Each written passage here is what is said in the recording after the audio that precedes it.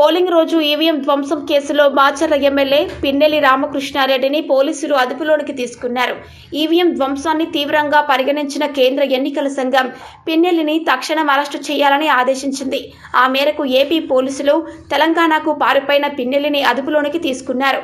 Gurazala DSP Srinivasarao నేతృత్వంలోని బృందం పిన్నెల్లి కదలికలను తెలంగాణ పోలీసుల సాయంతో పసిగట్టింది.